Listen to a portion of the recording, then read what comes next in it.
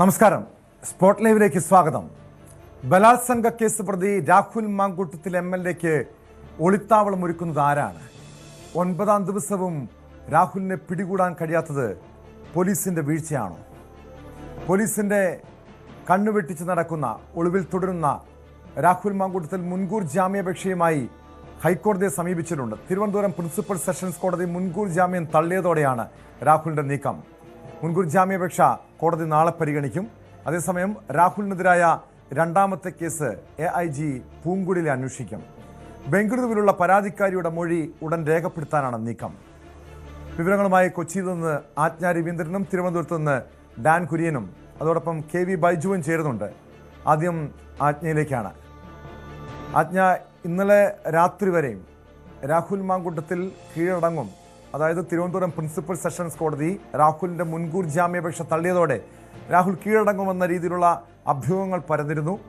പ്രത്യേകിച്ചും കാസർഗോഡ് കേന്ദ്രീകരിച്ച്, അതിർത്തി ജില്ലകൾ കേന്ദ്രീകരിച്ച് കോടതികൾക്ക് മുന്നിൽ പോലീസിൻ്റെ വലിയൊരു സന്നാഹം കണ്ടപ്പോൾ അങ്ങനെയാണ് കരുതിയത്. അതായത് രാഹുൽ ഒരു ഘട്ടത്തിൽ ഫോൺ സ്വിച്ച് ഓൺ ചെയ്തു, പോലീസിന് മുൻപാകെ കീഴടങ്ങാൻ പോകുന്നു എന്ന രീതിയിലുള്ള അഭ്യൂഹങ്ങളായിരുന്നു. പക്ഷേ ഇപ്പോഴും രാഹുൽ മാങ്കൂട്ടത്തിൽ ഒളിവിൽ തുടരുകയാണ്. അതിനിടെയാണ് ഹൈക്കോടതിയെ സമീപിച്ചിരിക്കുന്നത്.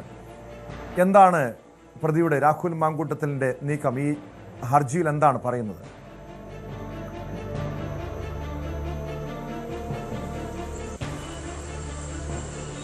ടോം, പ്രധാനമായും കഴിഞ്ഞ ദിവസം പ്രിൻസിപ്പൽ സെഷൻസ് കോടതി മുൻകൂർ ജാമ്യം തള്ളിയ സാഹചര്യത്തിലാണ് രാഹുൽ മാങ്കൂട്ടത്തിൽ ഇത് ഹൈക്കോടതി സമീപിച്ചിരിക്കുന്ന ഒരു സാഹചര്യം ഉണ്ടായിരുന്നത്.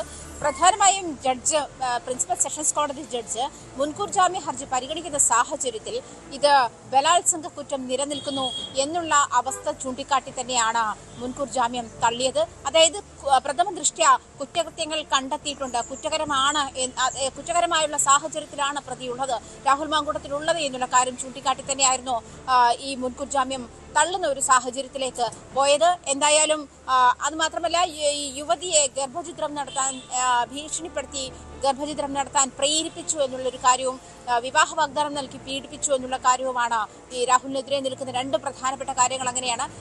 അതുമാത്രമല്ല, ഈ രാഹുൽ മാങ്കൂട്ടത്തിൽ ജനപ്രതിനിധിയായതുകൊണ്ടും തൻ്റെ ഹോൾഡ് ഉപയോഗിച്ചിട്ട് തനിക്കെതിരെയുള്ള തെളിവുകൾ നശിപ്പിക്കാനുള്ള സാധ്യതയും ഉണ്ട് എന്നും കോടതി വിലയിരുത്തുന്ന ഒരവസ്ഥയിലേക്ക് പോയിരുന്നു. അങ്ങനെയാണ് കഴിഞ്ഞ ദിവസം പ്രിൻസിപ്പൽ സെഷൻസ് കോടതി മുൻകൂർ ജാമ്യം തള്ളുന്ന ഒരു സാഹചര്യത്തിലേക്ക് പോയത്. അതേസമയം ടോം സൂചിപ്പിച്ചതുപോലെ ഇന്നലെ വൈകുന്നേരം തന്നെ രാഹുൽ മാങ്കൂട്ടത്തിൽ കസ്റ്റഡിയിലാകുമെന്നുള്ള വാർത്തയുണ്ടായിരുന്നു, അദ്ദേഹം കീഴടങ്ങും എന്നുള്ള വാർത്തയുണ്ടായിരുന്നു, എന്നുള്ള അഭ്യൂഹങ്ങൾ ഉണ്ടായിരുന്നു. കോടതിക്ക് ചുറ്റും പോലീസ് കാവലുണ്ടായിരുന്നു. രാഹുൽ മാങ്കൂട്ടത്തിനെ കസ്റ്റഡിയിലെടുക്കാൻ വേണ്ടിയുള്ള നീക്കമുണ്ടായിരുന്നു പോലീസിന്റെ ഭാഗത്തു നിന്നും. പക്ഷേ അതിലൊക്കെ ഉപരിയായി കഴിഞ്ഞ 9 ദിവസമായി രാഹുൽ മാങ്കൂട്ടത്തിൽ MLA ഒളിവിൽ തുടരുകയാണ്. അതിന് പോലീസ് ഒത്താശ ചെയ്യുന്നു എന്നുള്ള വിമർശനവും ശക്തമാണ്. അങ്ങനെ ഒരു സാഹചര്യത്തിലാണ് നിലവിൽ ഇന്നലെ പ്രിൻസിപ്പൽ സെഷൻസ് കോടതി മുൻകൂർ ജാമ്യം തള്ളിയിരിക്കുന്ന സാഹചര്യത്തിലാണ് നിലവിൽ ഹൈക്കോടതിയെ സമീപിച്ചിരിക്കുന്നത്. ഹൈക്കോടതി നാളെയേക്കാണ് ഈ കേസ് മാറ്റിവെച്ചിരിക്കുന്നത്. പ്രമുഖ ക്രിമിനൽ അഭിഭാഷകൻ അഡ്വക്കേറ്റ് രാജീവാണ് ഈ രാഹുലിൻ്റെ ഹർജിയുമായി ഹൈക്കോടതിയെ സമീപിച്ചിരിക്കുന്നത്. നാളെ കോടതിയുടെ സാധാരണ നടപടിക്രമങ്ങളിലൊന്നായി ഈ കേസ് പരിഗണിക്കുമെന്നാണ് മനസ്സിലാക്കാൻ കഴിയുന്നത്. അതേസമയം നാളെ പരിഗണിക്കുന്നു. ഈ 24 hours സമയം പോലീസിന്റെ മുൻപിലുമുണ്ട്, രാഹുലിന്റെ മുൻപിലുമുണ്ട്. ഈ ഒരു സാഹചര്യത്തിൽ നോട്ട് ടു അറസ്റ്റ് എന്നൊരു ഇടക്കാല ഉത്തരവ് കൂടി സമ്പാദിക്കാൻ രാഹുൽ നീക്കം നടത്തുന്നുണ്ട്, രാഹുലിന്റെ അഡ്വക്കേറ്റ് നീക്കം നടത്തുന്നുണ്ട് എന്നുള്ള വിവരമാണ് മനസ്സിലാക്കാൻ കഴിയുന്നത്. നോട്ട് ടു അറസ്റ്റിലേക്ക് പോകുന്നത് പ്രത്യേകിച്ചും 24 മണിക്കൂറിനുള്ളിൽ പോലീസ് കസ്റ്റഡിയിൽ എടുക്കുന്ന ഒരു സാഹചര്യം. ഇന്നലെ പ്രിൻസിപ്പൽ സെഷൻസ് കോടതി ജാമ്യം നിഷേധിച്ച സാഹചര്യത്തിൽ പോലീസ് രാഹുലിന്റെ ജീവനക്കാരെ, അതായത് PA-യും അതുപോലെ ഡ്രൈവറെയും ഉൾപ്പെടെ ചോദ്യം ചെയ്യുന്ന സാഹചര്യം. PA ഫസലിനെ ചോദ്യം ചെയ്തിരുന്നു, ഡ്രൈവറെ ചോദ്യം ചെയ്തു. ഇവർ രണ്ടുപേരും തമിഴ്നാട്ടിൽ രാഹുൽ ഒളിവിൽ താമസിച്ചപ്പോൾ തമിഴ്നാട് വരെ ഒപ്പം ഉണ്ടായിരുന്നു എന്നുള്ള വിവരങ്ങൾ പോലീസിന് ലഭ്യമാണ്. അതിന്റെ അടിസ്ഥാനത്തിലായിരുന്നു ജീവനക്കാരെ ചോദ്യം ചെയ്യുന്ന സാഹചര്യം ഉണ്ടായിരുന്നത്. അത്തരത്തിൽ രാഹുൽ മാങ്കൂട്ടത്തിനെ ലൊക്കേറ്റ് ചെയ്യാനും ഇടയ്ക്ക് ഫോൺ ഓണായപ്പോൾ ആ ഒരു തരത്തിലേക്ക് മൊബൈൽ ടവർ കേന്ദ്രീകരിച്ചുള്ള അന്വേഷണമൊക്കെ ഊർജിതമാക്കി കഴിഞ്ഞ ദിവസം പോലീസ് നടത്തിയിരുന്നു. അങ്ങനെ ഒരു സാഹചര്യത്തിൽ കസ്റ്റഡിയിലേക്ക് എടുക്കുക അല്ലെങ്കിൽ രാഹുൽ മാങ്കൂട്ടത്തിൽ കീഴടക്കുമെന്നുള്ള ഒരു അഭ്യൂഹം കൂടി ഉണ്ടായിരുന്ന സാഹചര്യത്തിലാണ് നിലവിൽ ഹൈക്കോടതിയെ സമീപിച്ചിരിക്കുന്നത്. എന്തായാലും മുൻകൂർ ജാമ്യ ഹർജി നാളെ പരിഗണിക്കും. അതേസമയം ഈ നോട്ട് ടു അറസ്റ്റും കൂടി, അങ്ങനെ ഒരു ഇടക്കാല ഉത്തരവ് കൂടി സമ്പാദിക്കാനുള്ള നീക്കം കൂടിയുണ്ട് എന്നാണ് മനസ്സിലാക്കാൻ കഴിയുന്നത്. അതേസമയം പോലീസിന് വലിയ സമ്മർദ്ദമാണ്. ഇന്ന് മുഖ്യമന്ത്രി രാഹുൽ മാങ്കൂട്ടത്തിന്റെ ഭാഗത്തുനിന്നുണ്ടാകും. ഉണ്ടാകുന്നുണ്ട്. പക്ഷേ ഈ രാഹുൽ മാങ്കൂട്ടത്തിൽ ഇന്നലെ തിരുവനന്തപുരം പ്രിൻസിപ്പൽ സെഷൻസ് കോടതി ജാമ്യം നിഷേധിച്ചതോടെ, മുൻകൂർ ജാമ്യാപേക്ഷ തള്ളിയതോടെ നിയമവിദഗ്ധർ പല രീതിയിലുള്ള ഈ കോടതിയുടെ ഉത്തരവുമായി ബന്ധപ്പെട്ട് പല ചോദ്യങ്ങളും ഉയരുന്നുണ്ട്. കാരണം സമാനമായ പല കേസുകളും ചൂണ്ടിക്കാണിച്ചുകൊണ്ടാണ് ചില നിയമവിദഗ്ധർ ഇതുമായി ബന്ധപ്പെട്ടുള്ള അഭിപ്രായ പ്രകടനങ്ങൾ പങ്കുവയ്ക്കുന്നത്. അതായത് പരസ്പര സമ്മതത്തോടെയുള്ള ലൈംഗിക ബന്ധം, അത്തരം കേസുകളിൽ പലപ്പോഴും പ്രതിക്ക് മുൻകൂർ ജാമ്യം കിട്ടാറുണ്ട്. മാത്രമല്ല ഇവിടെ ബലാത്സംഗത്തിന് തെളിവില്ല, ബലാത്സംഗം ചെയ്തതിൻ്റെ തെളിവില്ല. പകരം പ്രഥമദൃഷ്ട്യാ തെളിവുണ്ടെന്ന് പറയുന്നത് നിർബന്ധിച്ച് ഗർഭചിത്രം നടത്തി അതിൻ്റെ ഓഡിയോ സംഭാഷണമാണ്. പക്ഷെ അത്തരം ശാസ്ത്രീയ പരിശോധനകൾ നടത്തണം. അത് രാഹുലിൻ്റെതാണോ? കാരണം നമുക്കറിയാം രാഹുൽ മാങ്കൂട്ടത്തിൻ്റെതാണ്, കാരണം വളരെ പ്രകടമാണ്. പക്ഷേ സാധാരണഗതിയിൽ അത് തെളിയിക്കണം, നിയമപരമായി തന്നെ തെളിയിക്കണം. അതിന് മുൻപ് തന്നെ പ്രഥമദൃഷ്ട്യാ രാഹുൽ മാങ്കൂട്ടത്തിൽ കുറ്റക്കാരനാണെന്ന് കോടതി പറയുന്നു. പക്ഷേ ഇത് ഹൈക്കോടതിയിലെത്തുമ്പോൾ ഈ പ്രിൻസിപ്പൽ സെഷൻസ് കോടതിയുടെ ഈ ഉത്തരവിനെ ചോദ്യം ചെയ്തുകൊണ്ടാണ് രാഹുൽ മാങ്കൂട്ടത്തിൻ്റെ നീക്കം. പ്രതിഭാഗത്തിന് പ്രതീക്ഷയുണ്ടോ? ഹൈക്കോടതിയിൽ നിന്നും ജാമ്യം കിട്ടുമെന്നൊരു പ്രതീക്ഷയാണോ പ്രതിഭാഗത്തിനുള്ളത്?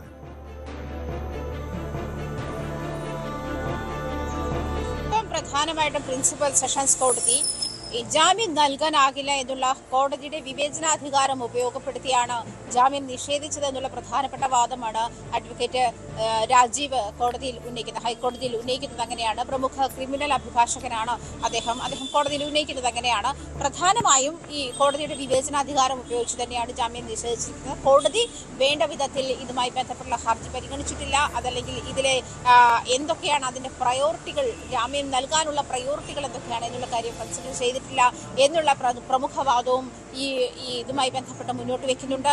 എന്നിരുന്നാലും ടോം സൂചിപ്പിച്ചതുപോലെ ഉഭയസമ്മതപ്രകാരമുള്ള ലൈംഗിക ബന്ധവും അതുപോലെ ഈ ഗർഭഛിദ്രം നടത്തിയതുമായി ബന്ധപ്പെട്ടുള്ള കാര്യങ്ങളും, നിർബന്ധിച്ച് ഗർഭഛിദ്രം നടത്തിയതുമായി ബന്ധപ്പെട്ടുള്ള കാര്യങ്ങളും ഒക്കെ തെളിയിക്കേണ്ടതും പിന്നീട് പ്രതിയെ കസ്റ്റഡിയിലെടുത്ത് അറസ്റ്റ് ചെയ്ത ശേഷമുള്ള ചോദ്യം ചെയ്യലിന്റെ ഭാഗമായിട്ടാണ്. അതേസമയം മുൻകൂർ ജാമ്യം നിഷേധിക്കുന്ന സാഹചര്യത്തിലേക്ക് വരുമ്പോൾ മുഖ്യമന്ത്രിക്ക് മുൻപാകെയുള്ള അതിജീവിതയുടെ പരാതിയുടെ അടിസ്ഥാനത്തിലാണ് നിലവിൽ രാഹുൽ മാങ്കൂട്ടത്തിനെതിരെയുള്ള ഈ നീക്കങ്ങൾ ഉണ്ടായിട്ടുള്ളത്. കഴിഞ്ഞ 9 ദിവസമായി രാഹുൽ മാങ്കൂട്ടത്തിൽ അതേ തുടർന്ന് ഒളിവിലുമാണ്.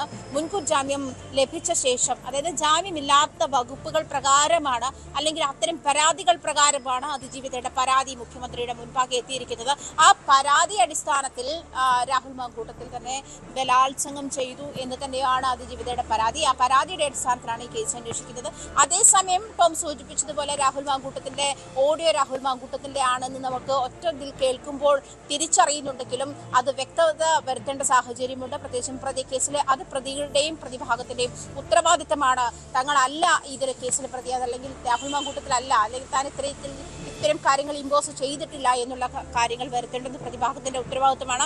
അത് വരും ദിവസങ്ങളിൽ ഉള്ള നടപടിക്രമങ്ങൾ ഉണ്ടാകുമെന്നാണ് പ്രതീക്ഷിച്ചത്. പക്ഷേ ഈ മുഖ്യമന്ത്രിക്ക് മുൻപാകെയുള്ള പരാതി എന്ന് പറയുന്നത് അതിജീവിതയെ ബലാത്സംഗം ചെയ്തെന്നും അതിലൂടെ ഗർഭചിത്രം നടത്താൻ, അതിലൂടെ ഉണ്ടായ കുഞ്ഞിനെ ഗർഭചിത്രം നടത്താൻ നിർബന്ധിച്ചു എന്നും, പ്രത്യേകിച്ചും അനാരോഗ്യകരമായ ഗർഭഛിദ്ര മാർഗങ്ങൾ ഉപയോഗപ്പെടുത്തി പെൺകുട്ടിയുടെ ആരോഗ്യം പോലും കണക്കിലെടുക്കാതെ എന്നുള്ളതുമാണ് പ്രധാനപ്പെട്ട പരാതി.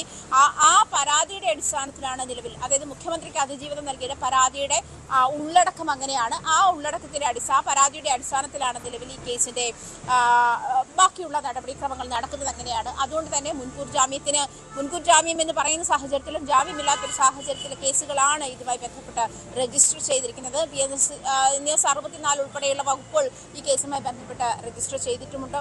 അത്തരം സാഹചര്യത്തിൽ ടോം സൂചിപ്പിച്ചതുപോലെ ഈ കോടതി ഇതുമായി ബന്ധപ്പെട്ട ഈ പരാതിയുടെ അടിസ്ഥാനത്തിലായിരിക്കണം ഒരുപക്ഷെ മുൻകൂർ ജാമ്യം തള്ളുന്ന ഒരു സാഹചര്യത്തിലേക്ക്, തിരുവനന്തപുരം പ്രിൻസിപ്പൽ സെഷൻസ് കോടതി ഇത് തള്ളുന്ന ഒരു സാഹചര്യത്തിലേക്ക് പോയത് അങ്ങനെ ആയിരിക്കണം. ആ പരാതിയുടെ കണ്ടന്റ് എന്താണ്, ആ പരാതിയിൽ എന്തൊക്കെയാണ് പരാമർശിച്ചിരിക്കുന്നത്, അതിന്റെ അടിസ്ഥാനത്തിലാണ് നിലവിൽ ഈ കേസിന്റെ നീക്കുപോക്കുകളുള്ളത്, ആ നടപടിക്രമങ്ങളുള്ളത്. അതുകൊണ്ട് തന്നെ ആയിരിക്കണം മുൻകൂർ ജാമ്യം നിഷേധിക്കുന്ന സാഹചര്യം ഉണ്ടായത്. അതേസമയം രാഹുലിന്റെ ഹർജിയിൽ വേണ്ട വിധത്തിൽ, രാഹുൽ ഉന്നയിച്ചിരിക്കുന്ന ഭാഗം വേണ്ട വിധത്തിൽ പ്രിൻസിപ്പൽ സെഷൻസ് കോടതി പരിഗണിച്ചില്ല എന്നുള്ള പ്രധാനപ്പെട്ട വാദമാണ് ഹൈക്കോടതിയിൽ അഡ്വക്കേറ്റ് രാജീവ് ഉന്നയിക്കുന്നതെന്നാണ് മനസ്സിലാക്കാൻ കഴിയുന്നത്. രാഹുലിന്റെ വാദം കേട്ടില്ലെന്ന് മാത്രമല്ല, ഈ ടോം സൂചിപ്പിച്ചത് ഉഭയ സമ്മതപ്രകാരമുള്ള ലൈംഗിക ബന്ധമാണ് നടന്നത്, അല്ലാതെ ബലാത്സംഗ പീഡനമല്ല, അതല്ലെങ്കിൽ വിവാഹ വാഗ്ദാനം നൽകി പീഡിപ്പിച്ചിട്ടുണ്ടായിരുന്നില്ല.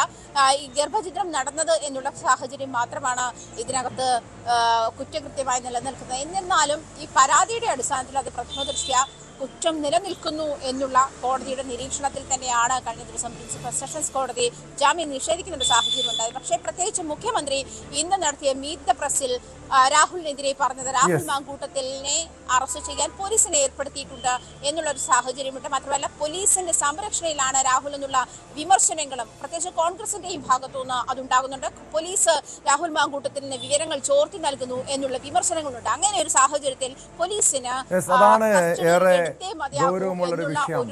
പോലീസ്, കേരള പോലീസിന്റെ ഭാഗത്ത് അത്തരമൊരു വീഴ്ച ഉണ്ടായിട്ടുണ്ടോ? കഴിഞ്ഞ 9 ദിവസമായും രാഹുൽ മാങ്കൂട്ടത്തിലിനെ പിടികൂടാൻ കഴിയാത്തത് പോലീസിന്റെ വീഴ്ചയാണോ? ഡാൻ കുര്യൻ കൂടി ചേരുന്നുണ്ട്. ഡാൻ, പോലീസ് ഈ പരാതിക്ക് പിന്നാലെ തൊട്ടു പിന്നാലെ തന്നെ കേസെടുക്കുന്നു.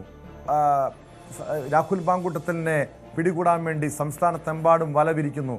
രാഹുൽ സംസ്ഥാനം വിട്ടെന്ന സൂചന പോലീസിന് ലഭിക്കുന്നു. അതോടുകൂടി കർണാടകയിലടക്കം വ്യാപകമായ പരിശോധന. രാഹുൽ എവിടെ ഉണ്ടെന്ന സൂചനകൾ ലഭിക്കുന്നു. രാഹുലിനെ ബംഗളൂരുവിൽ കർണാടകയിൽ എത്തിച്ച ഡ്രൈവറെ കസ്റ്റഡിയിലെടുത്തു, ഹോട്ടൽ ഉടമയെ കസ്റ്റഡിയിലെടുത്തു. പക്ഷേ രാഹുൽ മാങ്കൂട്ടത്തിൽ എവിടെ ഉണ്ടെന്ന് മാത്രം ഇതുവരെയും കണ്ടെത്താൻ പോലീസ് ഉദ്യോഗസ്ഥർക്ക്, ഈ അന്വേഷണ സംഘത്തിന് കഴിയാത്തത് വലിയ വീഴ്ചയായി കോൺഗ്രസ് നേതൃത്വം തന്നെ പറയുന്നുണ്ട്. അതായത് ഞങ്ങൾ ചെയ്യേണ്ട കാര്യം ചെയ്തു, ഞങ്ങൾ രാഹുൽ മാങ്കൂട്ടത്തിനെ പുറത്താക്കി, ഇനി ചെയ്യേണ്ടത് രാഹുലിനെ പിടിക്കേണ്ട ഉത്തരവാദിത്തം ഞങ്ങൾക്കല്ല പോലീസിനാണ്, അത് പോലീസിന്റെ വീഴ്ചയല്ലേ എന്ന് കോൺഗ്രസ് നേതാക്കൾ തന്നെ ചോദിക്കുന്നുണ്ടല്ലോ. യഥാർത്ഥ ഒരു പരിധിവരെ അത് ശരിയല്ലേ ഡാൻ?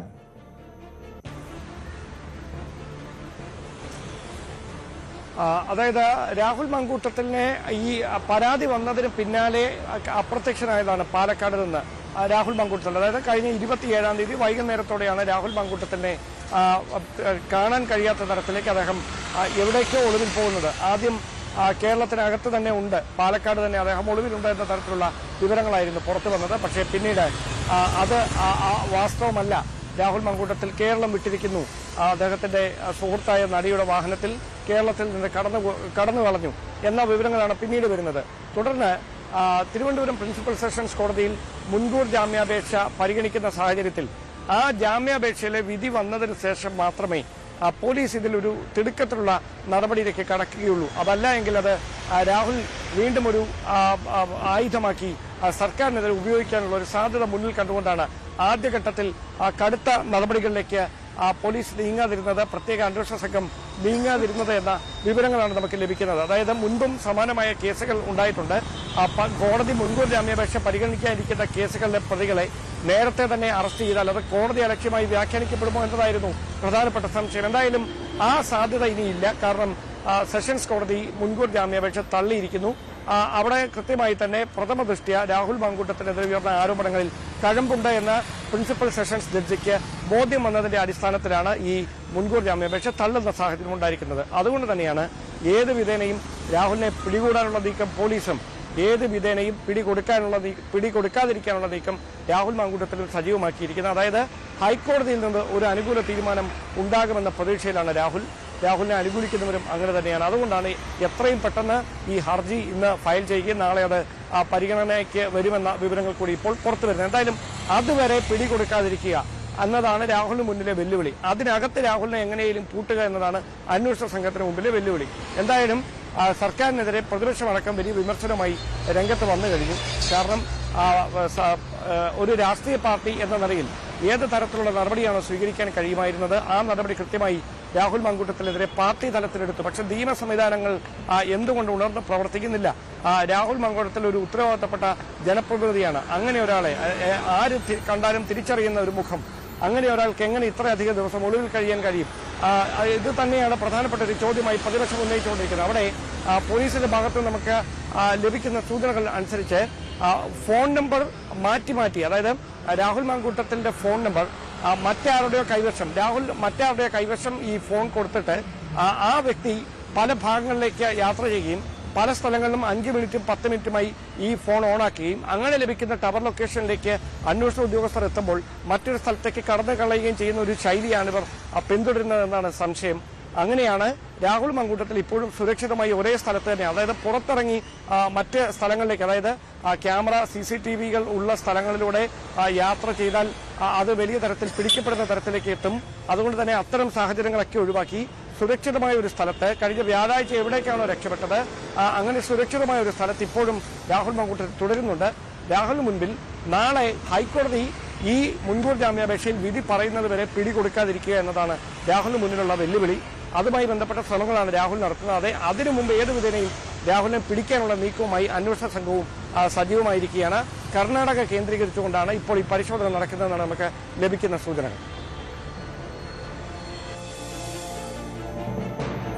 ഡാൻ തുടരുക. കാരണം ഡാൻ സൂചിപ്പിച്ചതുപോലെ നാളെ ഹൈക്കോടതിയിൽ നിന്നും എന്ത് വിധി ഉണ്ടാകും അതനുസരിച്ചായിരിക്കും രാഹുൽ മാങ്കൂട്ടത്തിൻ്റെ തുടർന്നുള്ള നീക്കം. ഇന്നലെ രാത്രി വരെയും രാഹുൽ മാങ്കൂട്ടത്തിൽ കീഴടങ്ങിയേക്കുമെന്ന അഭ്യൂഹങ്ങളുണ്ടായിരുന്നു. KV ബൈജു ചേരുന്നുണ്ട് കാസർഗോഡ് നിന്ന്. ബൈജു, ഇന്നലെ രാത്രിയിലും കോടതിക്ക് മുൻപാകെ വലിയൊരു പോലീസ് സന്നാഹമുണ്ടായി. രാഹുൽ കീഴടങ്ങാൻ എത്തുന്നു, രാഹുൽ അറസ്റ്റിലായിരുന്നു, പിടിയിലായിരുന്നു, അങ്ങനെ രീതിയിലുള്ള പല സൂചനകളും പുറത്തു വന്നതാണ്. പക്ഷേ രാഹുലിനെ കണ്ടെത്താൻ 9ാം ദിവസവും കഴിഞ്ഞിട്ടില്ല. പക്ഷെ അവിടെ ഉയരുന്ന ചോദ്യം, ആരാണ് രാഹുൽ മാങ്കൂട്ടത്തിലിനെ ഒളിവിൽ കഴിയാൻ സഹായിക്കുന്നതെന്നാണ്. രാഷ്ട്രീയ ബന്ധമുള്ള ഒരു അഭിഭാഷകയാണ് ഇതിന് പിന്നിലെന്ന രീതിയിലുള്ള ഒരു സംശയമുണ്ട്. കർണാടകയിൽ, പ്രത്യേകിച്ചും കർണാടക നമുക്കറിയാം കോൺഗ്രസ് ഭരിക്കുന്ന സംസ്ഥാനമാണ്. അങ്ങനെ കർണാടകയിലെ കോൺഗ്രസ് നേതാക്കളുടെ ഒരു സഹായത്തോടു കൂടിയാണോ രാഹുൽ മാങ്കൂട്ടത്തിൽ അവിടെ ഒളിവിൽ കഴിയുന്നത്?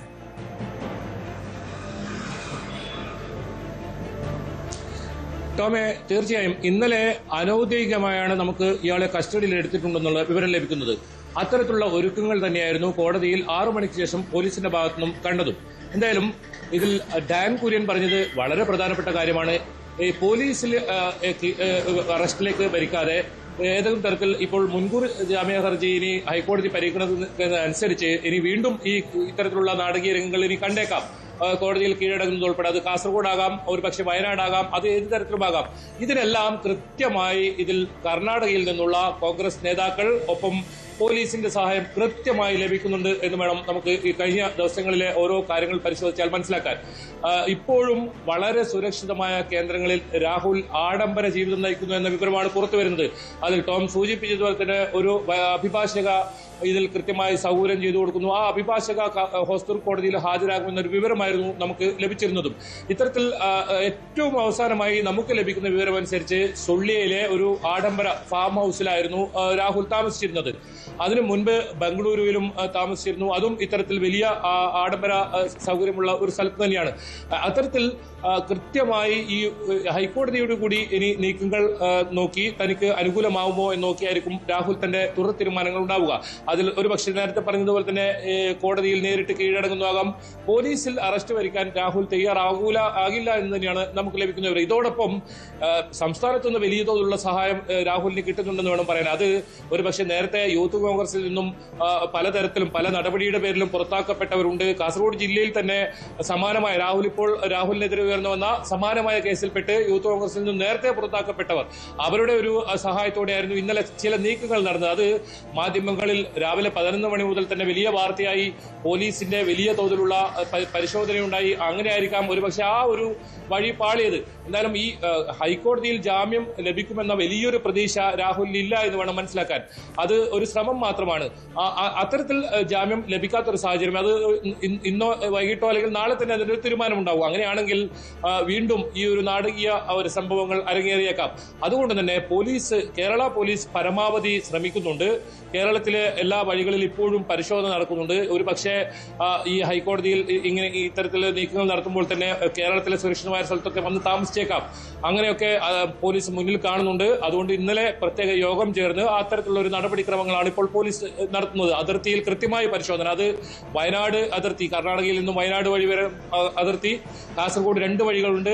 നേരത്തെ അത് കഴിഞ്ഞ ദിവസങ്ങളിലൊക്കെ നമ്മൾ സൂചിപ്പിച്ചതാണ്. പാണത്തൂർ വഴിയും സുള്ളിയ വഴിയും, ഈ രണ്ട് വഴിയും പോലീസിന്റെ പരിശോധനയുണ്ട്. വാഹനങ്ങൾ പരിശോധിക്കുന്നുണ്ട്. ഏതെങ്കിലും തരത്തിൽ കേരളത്തിൽ സുരക്ഷിതമായ ഒരു കേന്ദ്രത്തിൽ ഇത്തരത്തിൽ എത്തുമോ എന്നറിയാൻ. എന്തായാലും കർണാടകയിൽ നിന്നുള്ള വലിയ സഹായം, സുരക്ഷിതമായ താവളം ഒരുക്കി കൊടുക്കുന്ന രീതിയിലേക്കുള്ള കാര്യങ്ങൾ ലഭിക്കുന്നുണ്ട്. രാഹുൽ മാങ്കൂട്ടത്തിൽ നിന്നാണ് പോലീസിൽ നിന്നും നമുക്ക് അനൌദ്യോഗികമായി നമുക്ക് ലഭിക്കുന്ന വിവരങ്ങളൊക്കെ. ഡാൻ കുര്യൻ പറഞ്ഞതുപോലെ തന്നെ തന്റെ മൊബൈൽ അത് ഇന്നലെ ഓണായിരുന്നു. ആ ഓണായ ഒരു സ്ഥലം അവിടെ അഭിഭാഷികയുടെ ആ ഒരു ഓഫീസായിരുന്നു. പക്ഷെ അവിടെ എത്തുമ്പോഴേക്കും അങ്ങനെ ഒരാൾ കണ്ടെത്താൻ സാധിച്ചില്ല. ഒരു പക്ഷേ ഇതൊക്കെ ഒരു ട്രാപ്പായിരിക്കാം. അങ്ങനെ ഒരു ഫോൺ ഓൺ ചെയ്യുന്നു, പക്ഷേ ഇയാൾ മറ്റൊരു സ്ഥലത്ത് മറ്റൊരു സിം കാർഡും ഉപയോഗിച്ച് ആളുകളെ വേണ്ട രീതിയിൽ അഭിഭാഷകരൊക്കെ ബന്ധപ്പെടുന്ന രീതിയിൽ ബന്ധപ്പെടുന്നുണ്ടെന്ന് തന്നെയാണ് പോലീസ് പറയുന്നത്. ഇങ്ങനെ ടവർ ലൊക്കേഷനും കാര്യങ്ങളും ഒക്കെ ആയി അന്വേഷിക്കുമ്പോഴും കർണാടകയിൽ നിന്നുള്ള സഹകരണം, അത് പോലീസിന്റെ ഭാഗത്തു നിന്നുള്ള വലിയ സഹകരണമൊന്നും ലഭിക്കുന്നില്ല. കർണാടക പോലീസ് കേരള പോലീസുമായി അത്ര സഹകരിക്കുന്നില്ല. ഇപ്പോൾ പ്രധാനമായും SITയുടെ നേതൃത്വത്തിൽ തന്നെയാണ് കർണാടകയിൽ വ്യാപകമായ പരിശോധന നടത്തുന്നത്. ഒരു പക്ഷേ അത് വലിയ ഏക്കർ കണക്കിന് സ്ഥലങ്ങളൊക്കെയുള്ള ഫാം ഹൗസുകളും റിസോർട്ടുകളും ധാരാളമുള്ള സ്ഥലങ്ങളാണ് കർണാടക. അത് രാമനഗരി ആയാലും മന്ത്രിസഭയിലെ ചില അംഗങ്ങൾക്കൊക്കെ ഇതുപോലുള്ള റിസോർട്ടുകളുള്ളതാണ്. അവിടെ ഒരു മാസമോ 2 മാസമോ നിന്നാൽ പോലും കണ്ടുപിടിക്കാൻ കഴിയാത്ത രീതിയിലുള്ള റിസോർട്ടുകളാണ്. അത്തരം സംവിധാനങ്ങളൊക്കെയുള്ള സ്ഥലമാണ്. അത് ഈ സഹായം ലഭിക്കുകയാണെങ്കിൽ, കർണാടക പ്രത്യേകിച്ച് കോൺഗ്രസ് ഭരിക്കുന്നതാണ്, രാഹുൽ മാങ്കൂട്ടത്തിൽ ഇനി അത്തരത്തിലുള്ള സഹായം ലഭിക്കുന്നുണ്ട് എന്ന് തന്നെയാണ് കേരള പോലീസ് പറയുന്നത്. അതുകൊണ്ടാണ് ഈ അറസ്റ്റ് ചെയ്യാൻ വൈകുന്നതും അല്ലെങ്കിൽ എവിടെയാണ് എന്ന് കൃത്യമായി കണ്ടെത്താൻ കഴിയാത്തതും. ഏതായാലും പരിശോധന വ്യാപകമായി നടക്കുന്നുണ്ട്. ടോം.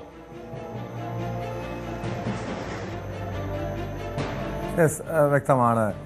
ഡാൻ കുര്യനിലേക്ക് ഒരിക്കൽ കൂടി. ഡാൻ, ഇവിടെ രാഹുൽ മാങ്കൂട്ടത്തിന് കൂടുതൽ കുരുക്കാകാനുള്ള കാരണം രണ്ടാമത്തെ ഒരു പരാതി കൂടി വന്നതാണ്. ബംഗളൂരു താമസിക്കുന്ന 23-കാരിയുടെ പരാതി. അതീവ ഗൗരവമുള്ള ഒരു വിഷയം കൂടിയാണത്. ഈ കേസിൽ AIG പൂങ്കുഴലിയാണ് ഈ രണ്ടാമത്തെ കേസിൻ്റെ അന്വേഷണ ചുമതലയുള്ളത്. അതിൽ ആ പരാതിക്കാരുടെ മൊഴിയെടുക്കാനുള്ള നീക്കം, തുടക്കത്തിൽ പരാതിക്കാരി അതിൽ തന്നെ KPCC നൽകിയ പരാതിയിൽ പറഞ്ഞിരുന്നു നിയമപരമായി മുന്നോട്ട് പോകാൻ താല്പര്യമില്ല എന്ന്. പക്ഷേ ഇന്നലെ പോലീസ് ബന്ധപ്പെട്ടപ്പോൾ അവർ അന്വേഷണത്തിൽ സഹകരിക്കാമെന്ന് അറിയിച്ചിട്ടുണ്ടെന്നാണ്. മൊഴിയെടുക്കാനുള്ള നീക്കം തുടങ്ങിയിട്ടുണ്ടോ?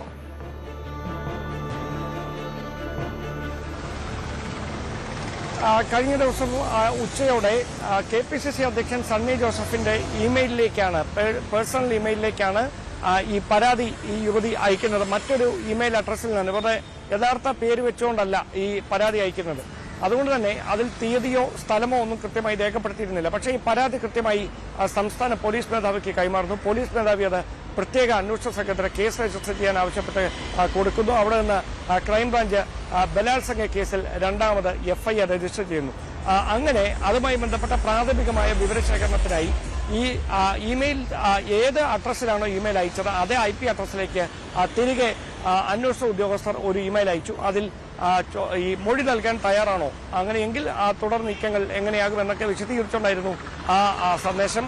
അതിനവർ അനുകൂലമായി റെസ്പോണ്ട് ചെയ്തതോടെയാണ് അടിയന്തരമായി ഈ യുവതിയുടെ മൊഴിയെടുക്കാനുള്ള നീക്കം അന്വേഷണ സംഘം ആരംഭിച്ചത്. അതിനിടയിലാണ് സംസ്ഥാന പോലീസ് മേധാവി തന്നെ ഈ കേസുമായി ബന്ധപ്പെട്ട് പ്രത്യേക അന്വേഷണ സംഘത്തിന്, അതായത് പോലീസ് ആസ്ഥാനത്തെ AIG G പൂങ്കുഴലിയുടെ നേതൃത്വത്തിൽ വനിതാ SIമാർ ഉൾപ്പെടെയുള്ളവർ അടങ്ങുന്ന ഒരു സംഘത്തിന് ഇപ്പോൾ രൂപം നൽകിയിരിക്കുന്നത്. അവരായിരിക്കും ഇതിന്റെ തുടർ അന്വേഷണം നടത്തി ഈ യുവതിയുടെ മൊഴി രേഖപ്പെടുത്തുക എന്നുള്ളതാണ് അതിന്റെ പ്രാഥമിക നടപടി. അതിനുശേഷം മജിസ്ട്രേറ്റിന് മുമ്പിലേക്ക് ഇവരെ എത്തിച്ച് മൊഴിയിൽ പറയുന്ന കാര്യങ്ങൾ 164 സ്റ്റേറ്റ്മെന്റായി രേഖപ്പെടുത്താൻ അവർ തയ്യാറാകുന്ന ഒരു സാഹചര്യം കൂടി വന്നാൽ മാത്രമേ ഈ കോടതിയിൽ ഈ കേസിന് നിയമസാധുത ഉണ്ടാകുകയുള്ളൂ. അതല്ല എങ്കിൽ ഇതൊരു ആരോപണം മാത്രമായി അവിടെ അവസാനിക്കും. അതുകൊണ്ട് പ്രോസിക്യൂഷന്റെ വാദങ്ങൾക്ക് ബലം പകരാൻ എന്നവണ്ണം ഈ കേസ് കൂടി അടിയന്തരമായി നിയമസാധുതയിലേക്ക് കൊണ്ടുവരാനുള്ള നീക്കമാണ് പോലീസ് നടത്തിക്കൊണ്ടിരിക്കുന്നത്. അതിന്റെ ഭാഗമായാണ് ഇവരുടെ മൊഴി എത്രയും പെട്ടെന്ന് രേഖപ്പെടുത്താനുള്ള ഒരു സാവകാശം തേടിയിരിക്കുന്നത്. വൈകാതെ തന്നെ മൊഴി രേഖപ്പെടുത്തും എന്നറിയാൻ കഴിയുന്നത്. അതിനുശേഷമായിരിക്കും മജിസ്ട്രേറ്റിന് മുമ്പിലേക്ക് ഇവരെ എത്തിക്കാനുള്ളൊരു നീക്കമുണ്ടാകുക. എന്തായാലും നിലവിലെ സാഹചര്യത്തിൽ അന്വേഷണ ഉദ്യോഗസ്ഥരും ആഭ്യന്തര വകുപ്പുമൊക്കെ അവരുടെ സ്വകാര്യത ഹനിക്കപ്പെടാത്ത തരത്തിൽ പോലീസ് സംവിധാനങ്ങൾ അവർക്കൊപ്പം നിൽക്കാമെന്ന ഉറപ്പ് നൽകിയിരിക്കുന്ന പശ്ചാത്തലത്തിലാണ് അവർ ഇത്തരം, അതായത് ആദ്യം നിയമപരമായി പരാതിയുമായി മുമ്പോട്ട് പോകാൻ ഇല്ല എന്ന നിലപാടെടുത്ത യുവതി 23-കാരി ഇപ്പോൾ അന്വേഷണവുമായി സഹകരിക്കാമെന്നൊരു തരത്തിലേക്ക് എത്തിയിരിക്കുന്നത്. പോലീസിന്റെ ഭാഗത്തു നിന്ന്, ആഭ്യന്തര വകുപ്പിന്റെ ഭാഗത്തു നിന്നൊക്കെ അവർക്ക് ലഭിച്ചിരിക്കുന്ന ഉറപ്പിന്റെ അടിസ്ഥാനത്തിലാണ് എന്ന സൂചനകളാണ് ഇപ്പോൾ പുറത്തുവരുന്നത്. പക്ഷേ അതിനുശേഷം മാത്രമായിരിക്കുമോ ഫെനി നൈനാതിരെ എതിരായിട്ടുള്ള നീക്കം? കാരണം ഫെനി നൈനാണ് ഇതിന് സഹായം നൽകിയെന്ന രീതിയിലുള്ള പരാതിയും പരാമർശവും ആ പരാതിയിലുണ്ടായിരുന്നു, ആ മെയിലിലുണ്ടായിരുന്നു. ആ കേസിൽ രാഹുൽ മാങ്കൂട്ടത്തിനൊപ്പം തന്നെ അങ്ങനെയെങ്കിൽ ഫെനി നൈനാനെതിരെയും നടപടി ഉണ്ടാകേണ്ടതല്ലേ? മാത്രമല്ല, ആദ്യത്തെ പരാതി കേസ് തിരുവനന്തപുരം സ്വദേശിനിയുടെ പരാതി, അതിന്മേലുള്ള അന്വേഷണത്തിൽ രാഹുൽ മാങ്കൂട്ടത്തിൽ ഇതുവരെയും കണ്ടെത്താൻ കഴിഞ്ഞിട്ടില്ല. പക്ഷേ രാഹുലിൻ്റെ സ്റ്റാഫിലുള്ളവരടക്കം ഇന്നലെ പോലീസ് കസ്റ്റഡിയിലെടുത്തിരുന്നു. അങ്ങനെ രാഹുലുമായി ബന്ധമുള്ളവരൊക്കെ പോലീസിൻ്റെ നിരീക്ഷണത്തിലുണ്ടോ?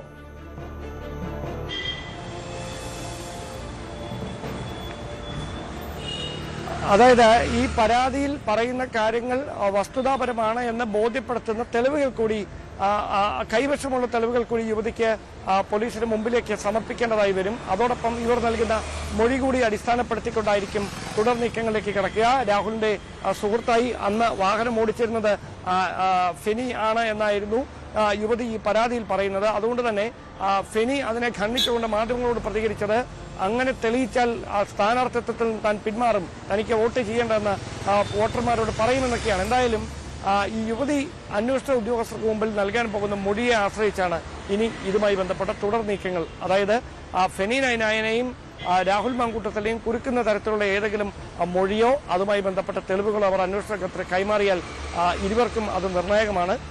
അതല്ല, തെളിവുകൾ ഹാജരാക്കാൻ കഴിയുന്നില്ലാത്ത ഒരു സാഹചര്യമാണ് വരുന്നെങ്കിൽ നിയമ സംവിധാനങ്ങൾക്ക് മുമ്പിൽ ഫെനി നൈനാനെ കൃത്യമായി അത് പ്രതിരോധം തീർക്കാൻ കഴിയും.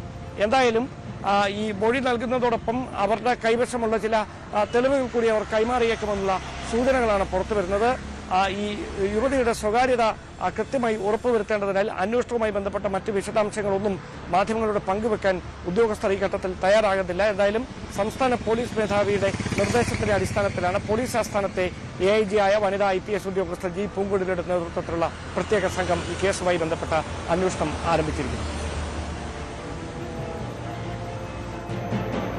വ്യക്തമാണ്. ഡാൻ കുര്യനും ആജ്ഞ രവീന്ദ്രനും KV ബൈജുവുമാണ് വിവരങ്ങൾ നൽകിയത്. ആലപ്പുഴ മാരാരിക്കുളത്ത് ലഹരിയുമായി പിടിയിലായ താലൂക്ക് റവന്യൂ റിക്കവറി ഓഫീസർക്കെതിരെ വകുപ്പ് തല നടപടി ഉണ്ടാകുമോ? വിശദമായി പരിശോധിക്കാം ഇടവേളയ്ക്ക് ശേഷം. മാരാരിക്കുളത്ത് താലൂക്ക് റവന്യൂ റിക്കവറി ഓഫീസർ ഉൾപ്പെടെ 3 അംഗ സംഘം കൊക്കൈനുമായി പിടിയിലായ സംഭവത്തിൽ അന്വേഷണം ഊർജിതമാക്കി പോലീസ്. Ambalappuzha taluk revenue recovery officer Sajesh, BTech ബിരുദധാരി അമൽ, എബ്രഹാം മാത്യു എന്നിവരാണ് കഴിഞ്ഞ ദിവസം പിടിയിലായത്. 20 ഗ്രാം കൊക്കൈനും LSD സ്റ്റാമ്പുകളുമാണ് ഇവരിൽ നിന്നും പിടികൂടിയത്. ലഹരി സംഘവുമായി ഇവർക്ക് ബന്ധമുണ്ടോ എന്നതടക്കമുള്ള കാര്യങ്ങളാണ് പോലീസ് അന്വേഷിക്കുന്നത്. വിവരങ്ങളുമായി ആലപ്പുഴയിൽ നിന്ന് ശരണ്യ സ്നേഹജൻ ചേരുന്നുണ്ട്. ശരണ്യ, 2 കാര്യമാണ് പ്രധാനമായി അറിയേണ്ടത്. കാരണം ഒരു സർക്കാർ ഉദ്യോഗസ്ഥനാണ് ഈ ലഹരിയുമായി പിടിയിലാകുന്നത്. ഇയാൾക്ക് ലഹരി സംഘങ്ങളുമായി ബന്ധമുണ്ടോയെന്ന് അറിയണം. അതോടൊപ്പം എന്ത് നടപടിയാണ്, വകുപ്പ് തല നടപടി ഉൾപ്പെടെ ഇയാൾക്കെതിരെ സ്വീകരിക്കേണ്ടതല്ലേ? അത്തരത്തിൽ വകുപ്പ് തല നടപടി ഉണ്ടാകുമെന്നുള്ള വിവരമാണ് നമുക്കിപ്പോൾ ലഭ്യമായിക്കൊണ്ടിരിക്കുന്നത്. ഇതിൽ ഏറ്റവും പ്രധാനപ്പെട്ടത് ഈ പിടിയിലായ സജീഷ് നേരത്തെ തന്നെ കൈക്കൂലി കേസുകൾ അടക്കമുള്ള കേസുകൾ ഉൾപ്പെട്ടിട്ടുള്ള ആളാണ് എന്നുള്ളതാണ്. വിജിലൻസ് കേസിൽ നേരത്തെ വിജിലൻസ് കേസിൽ സർവീസ് തല നടപടി നേരിട്ടുള്ള ആളും കൂടിയാണ്. ഈ സംഭവം നടക്കുന്നത് ഇന്നലെ വൈകിട്ട് അതായത് 6:30 ശേഷമാണ്. ഈ മാരാരിക്കുളം പോലീസിന്റെ ശ്രദ്ധയിൽ, പ്രത്യേകിച്ച് ആലപ്പുഴ ജില്ലാ പോലീസ് മേധാവിയുടെ കീഴിലുള്ള ഡാൻസ് ഓഫ് ടീം ഈ ഒരു റിസോർട്ട് കേന്ദ്രീകരിച്ചുള്ള വിവരങ്ങൾ ഇവർക്ക് ലഭ്യമായി തുടങ്ങിയിരുന്നു. അതായത് കുറച്ച് ദിവസങ്ങളായി ചിലർ ചേർന്ന് ഈ മാരാരിക്കുളത്തെ റിസോർട്ടിൽ ഇത്തരത്തിൽ ലഹരി ഉപയോഗം നടക്കുന്നുണ്ട് എന്നുള്ള വിവരമാണ് സംഘത്തിൽ ലഭ്യമായത്. ഡാൻസ് ഓഫ് ടീം ഇവർ കുറെ ദിവസമായി നിരീക്ഷിച്ചു വരുന്ന ഒരു സാഹചര്യം കൂടി ഉണ്ടായിരുന്നു. അങ്ങനെയാണ് ഇന്നലെ 6:30 റെയ്ഡിൽ ഇവരെ പിടിക്കുന്ന സാഹചര്യം ഉണ്ടായത്. ഇതിൽ ഈ സജീഷിനെ കൂടാതെ എഞ്ചിനീയറിംഗ് ബിരുദധാരിയായ രാമൽ, അയാൾക്ക് 26 വയസ്സാണ് പ്രായം, ഒപ്പം തന്നെ എബ്രഹാം മാത്യു എന്നിവരാണ് പിടിയിലായിട്ടുള്ളത്. ഇവരുടെ കയ്യിൽ നിന്ന് ലഭ്യമായത് 20 ഗ്രാം കൊക്കൈനാണ് എന്നുള്ളതാണ് ഏറ്റവും പ്രധാനപ്പെട്ടത്. അത്തരത്തിൽ മാരക ലഹരി വസ്തുക്കളാണ് ഈ നെറ്റിൽ ട്രീസ് എന്ന റിസോർട്ടിൽ വെച്ച് ഇവർ ഉപയോഗിച്ചത്.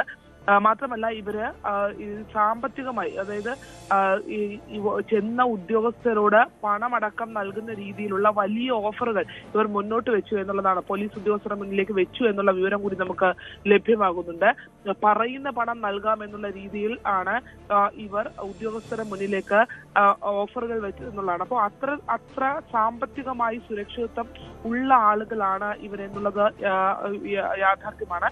മാത്രമല്ല അത്തരമൊരു പ്രത്യേകിച്ച് സജീഷ് സർക്കാർ ഉദ്യോഗസ്ഥനാണ്, അമ്പലപ്പുഴ താലൂക്ക് റവന്യൂ റിക്കവറി ഓഫീസറാണ്.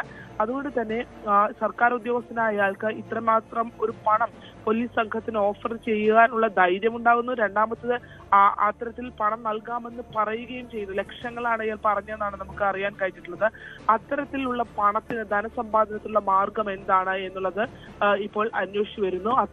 ഈ നേരത്തെ തന്നെ കൈക്കൂലി കേസിൽ ആരോപണ വിധേയനായ ആളാണ് ഇയാൾ എന്നുള്ളതാണ്. സജീഷ് കൂടാതെ ഈ നെറ്റിൽ ട്രീസ് എന്നുള്ള ഈ റിസോർട്ട് കോട്ടയം സ്വദേശിയായ എബ്രഹാം മാത്യു വാടകയ്ക്കെടുത്താണ് നടത്തുന്നത്.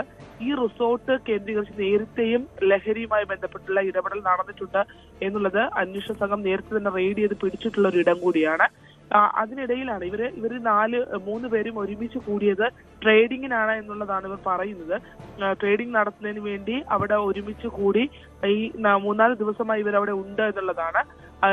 പ്രത്യേകിച്ച് നമുക്കറിയാം തെരഞ്ഞെടുപ്പുമായി ബന്ധപ്പെട്ട ഉദ്യോഗസ്ഥർക്ക് വലിയ ഡ്യൂട്ടിയും കാര്യങ്ങളും ഒക്കെ കിട്ടുന്ന സമയത്താണ് ഒരു അമ്പലപ്പുഴ താലൂക്ക് ഓഫീസിൽ ഒരു ഉദ്യോഗസ്ഥൻ, മുതിർന്ന ഉദ്യോഗസ്ഥൻ ഇത്തരത്തിൽ 3-4 ദിവസമായി അവിടെ ആ റൂമിൽ ട്രേഡിംഗ് എന്ന പേരിലും പറഞ്ഞ് മുറിയെടുത്ത് ഒപ്പം തന്നെ കൊക്കൈൻ അടക്കമുള്ള മാരക ലഹരി വസ്തുക്കൾ ഉപയോഗിച്ച് അവിടെ ഉണ്ടായിരുന്നതാണ്. ഇയാൾക്ക് എന്ത് സ്വാധീനത്തിന്റെ അടിസ്ഥാനത്തിലാണ് ഇത്തരം കാര്യങ്ങളുമായി മുന്നോട്ട് പോകാൻ കഴിയുന്നതൊക്കെ വളരെ പ്രധാനപ്പെട്ട ചോദ്യങ്ങളാണ്. എന്തായാലും ഇവർക്ക് കൊക്കൈൻ എങ്ങനെ അതൊക്കെ പരിശോധിക്കേണ്ടതാണ്. അതോടൊപ്പം ശരണ്യ, ഇതെങ്ങനെയാണ് ഇവർ കൊക്കൈൻ എത്തിച്ചതെന്ന് അറിയണം. കാരണം വിമാനമാർഗമാണ് കൊക്കൈൻ കൊണ്ടുവന്നതെന്നാണ് പ്രതികളുടെ ഒരാളുടെ മൊഴി. പക്ഷെ അത് പൂർണ്ണമായും പോലീസ് വിശ്വാസത്തിലെടുത്തിട്ടില്ല. ഇവർക്ക് ലഹരി എത്തിച്ചത് ആരാണ്? ഈ ലഹരി മാഫിയയിൽ കൂടുതൽ ആളുകളുണ്ടോ? ലഹരി വിൽപ്പനയിൽ ഈ സർക്കാർ ഉദ്യോഗസ്ഥർ ഉൾപ്പെടെയുള്ളവർക്ക് പങ്കുണ്ടോ? തുടങ്ങിയ കാര്യങ്ങളിലൊരു വ്യക്തത വന്നിട്ടുണ്ടോ അന്വേഷണ സംഘത്തിന്? ഇവർക്ക് കൊച്ചി കേന്ദ്രീകരിച്ച് നല്ല കോണ്ടാക്ടുകൾ ഈ കാര്യത്തിനകത്ത് ഉണ്ട് എന്നുള്ളത് അന്വേഷണ സംഘത്തിന് കണ്ടെത്താൻ കഴിഞ്ഞിട്ട്. ഡാൻസ് ടീമിന് ഇപ്പോൾ നൽകിയിട്ടുള്ള ഒരു വിവരം എന്ന് പറയുന്നത് ബാംഗ്ലൂരിൽ നിന്നും വിമാനമാർഗം അമലാണ് ഇത്തരത്തിൽ കൊക്കൈൻ ഇവിടേക്ക് കൊണ്ടുവന്നുള്ളതാണ്. അങ്ങനെയാണെങ്കിൽ നെടുമ്പാശ്ശേരി എയർപോർട്ട് വഴി വന്ന ആ പരിശോധനകൾ ഇത് കണ്ടെത്താൻ കഴിഞ്ഞില്ല എന്നുള്ളതൊക്കെ വലിയ ചോദ്യമാണ്. അമൽ പറയുന്ന കാര്യങ്ങളെ പൂർണ്ണമായി വിശ്വാസത്തിലെടുക്കാൻ അന്വേഷണ സംഘം തയ്യാറായിട്ടില്ല. അതേ ദിവസങ്ങളിൽ തന്നെയാണ് അമലൊക്കെ എത്തിച്ചേർന്ന അതേ ദിവസങ്ങൾ തന്നെയാണ് ഈ റിസോർട്ട് വാടകയ്ക്ക് എടുത്തിരിക്കുന്ന എബ്രഹാം മാത്യു എന്ന കോട്ടയം സ്വദേശി ചെന്നൈയിൽ നിന്ന് കാർ മാർഗം റോഡ് മാർഗം ഇവിടേക്ക് എത്തിയിട്ടുള്ളത്. ഇതിൽ എബ്രഹാം മാത്യു ആണോ ഇത് കൊണ്ടുവന്നുള്ള സംശയവും അന്വേഷണ സംഘത്തിനുണ്ട്. മാത്രമല്ല ഈ സജീഷ് ഇവരെല്ലാവരും തന്നെ നിരവധി കാലമായി ലഹരി ഉപയോഗിക്കുന്ന ആളുകളാണ് എന്നുള്ളതും അന്വേഷണ സംഘത്തിന് മനസ്സിലാക്കാൻ കഴിഞ്ഞിട്ടുണ്ട്. 20 ഗ്രാം കൊക്കൈൻ എന്ന് പറയുമ്പോൾ അത്യാവശ്യം നല്ലൊരു ക്യാച്ചാണ് ആലപ്പുഴയിൽ ഉണ്ടായിട്ടുള്ളത്. മണ്ണഞ്ചേരി പോലീസും ഒപ്പം തന്നെ ഡാൻസ് ടീമും ചേർന്ന് ഒരുമിച്ചാണ് പിടിച്ചത്. ഇവരുടെ കയ്യിൽ നിന്ന് കൊക്കൈൻ പിടിച്ചെടുക്കുന്ന സമയത്ത് തന്നെ ഇവരുടെ കയ്യിൽ LSD സ്റ്റാമ്പുകളും ഉണ്ടായിരുന്നു എന്നുള്ളതാണ്. മാത്രമല്ല ഈ LSD സ്റ്റാമ്പും കൊക്കൈനും കൂടാതെ തന്നെ ലഹരി ഗുളികകൾ കൂടി, ടാബ്ലറ്റുകൾ കൂടി ഇവരുടെ കയ്യിൽ ഉണ്ടായിരുന്നു എന്നുള്ളതാണ് അന്വേഷണ സംഘം വ്യക്തമാക്കുന്നത്. അപ്പൊ അത്തരത്തിൽ ഇവര് കുറെ ദിവസങ്ങളായി ഇത്തരത്തിൽ അവിടെ ഈ റൂം എടുത്തുകൊണ്ട് ഇത് ഉപയോഗിക്കുന്നു എന്നുള്ളതാണ്. പക്ഷെ ആ റിസോർട്ടിൽ നിരവധി ആളുകൾ വരാറുണ്ട്. മറ്റ് ആ സമയത്ത് പോലീസ് റെയ്ഡ് സമയത്തും ഒക്കെ അവിടെ ചെക്ക് ഇൻ ചെയ്യാനായി ആളുകൾ എത്തുന്നുണ്ടായിരുന്നു. അപ്പോൾ അങ്ങനെ ആർക്കെങ്കിലും വിതരണം നടക്കുന്നുണ്ടോ എന്നൊക്കെ അന്വേഷണ സംഘം പരിശോധിക്കുന്നുണ്ട്. മാത്രമല്ല കൊച്ചിയിലെ സിനിമാ മേഖല ഒപ്പം തന്നെ കൊച്ചിയിലെ ഡ്രഗ് കോണ്ടാക്റ്റുകൾ, അതായത് ലഹരിയുമായി ബന്ധപ്പെട്ടുള്ള കോണ്ടാക്റ്റുകൾ ഇവർക്കുണ്ട് എന്നുള്ളത് അന്വേഷണ സംഘത്തിന് കണ്ടെത്താൻ കഴിഞ്ഞിട്ട്. പ്രത്യേകിച്ച് സജേഷ് എറണാകുളം കേന്ദ്രീകരിച്ച് ജോലി ചെയ്ത ആളാണ്. അവിടെ ജോലി ചെയ്ത സമയത്ത് തന്നെ സർവീസിൽ പല അപകീർത്തികരമായ കാര്യങ്ങൾക്കും ഇയാൾ പോലീസ് കേസ് അടക്കം വിജിലൻസ് കേസ് അടക്കം വന്നിട്ടുള്ള ഒരാൾ കൂടിയാണ്. അതുകൊണ്ട് തന്നെ വളരെ ഗൗരവത്തോടെ പോലീസ് ഇത് നോക്കി കാണുന്നു എന്നുള്ളതാണ്. അതാണ് ഈ അഴിമതി കേസിലടക്കം പ്രതിയായിട്ടുള്ള ഒരു സർക്കാർ ഉദ്യോഗസ്ഥൻ വീണ്ടും മറ്റൊരു കേസിൽ, ലഹരി കേസിൽ പിടിയിലാകുന്നു. അതീവ ഗുരുതരമായ കുറ്റകൃത്യം. ഇയാൾക്കെതിരെ അടിയന്തരമായി തന്നെ നടപടി സ്വീകരിക്കേണ്ടതല്ലേ? ഇതുവരെയും അത്തരമൊരു തീരുമാനം ഉണ്ടായിട്ടുണ്ടോ? അത്തരം നടപടിക്രമങ്ങളിലേക്ക് കടക്കുന്നു എന്നുള്ളതാണ് മനസ്സിലാക്കാൻ കഴിഞ്ഞിട്ടുള്ളത്. കാരണം കേസിൽ ഇപ്പോൾ ഒന്നാം പ്രതിയായി പിടിച്ചിരിക്കുന്നത് ഈ എബ്രഹാം മാത്യുവിനെയാണ്. അതായത് റിസോർട്ട് ലീസിനെടുത്താണ് എബ്രഹാം മാത്യു നടത്തുന്നത്. അത്തരത്തിൽ ആ എബ്രഹാം മാത്യു ആണ് കേസിൽ ഒന്നാം പ്രതി. മൂന്നാം പ്രതിയാണ് സജീഷിനെ എടുത്തിരിക്കുന്നത് എന്നുള്ളതാണ്. പക്ഷെ ഇവർ 3 പേര് ലഹരി ഉപയോഗിച്ചിരുന്നു എന്നുള്ള കാര്യം വ്യക്തമായിട്ടുണ്ട്. ഒപ്പം തന്നെ ഇവരുടെ മുറിയിൽ നിന്ന് ലഹരി പിടിച്ചെടുക്കുന്ന ദൃശ്യങ്ങൾ ന്യൂസ് 8 ഉൾപ്പെടെ നമുക്ക് ലഭ്യമാവുകയും ചെയ്തിട്ടുണ്ട്. മാത്രമല്ല ഈ ചോദ്യം ചെയ്യൽ ഇവർ സമ്മതിക്കുകയും ചെയ്തിട്ടുണ്ട് ഇവർ ലഹരി ഉപയോഗിക്കുകയാണ് എന്നുള്ളത്. പക്ഷെ ഇവര് പിടിച്ച ഉദ്യോഗസ്ഥരോട് ഉൾപ്പെടെ റെയ്ഡ് ചെയ്ത ഉദ്യോഗസ്ഥരോട് ഉൾപ്പെടെ ഈ പണം നൽകാമെന്നൊക്കെ വലിയ തുക നൽകാമെന്നൊക്കെ ഓഫർ ചെയ്യുമ്പോൾ ഇവരുടെ സാമ്പത്തിക സ്ഥിതി അതല്ല എന്നുള്ളത് പ്രധാനപ്പെട്ടതാണ്.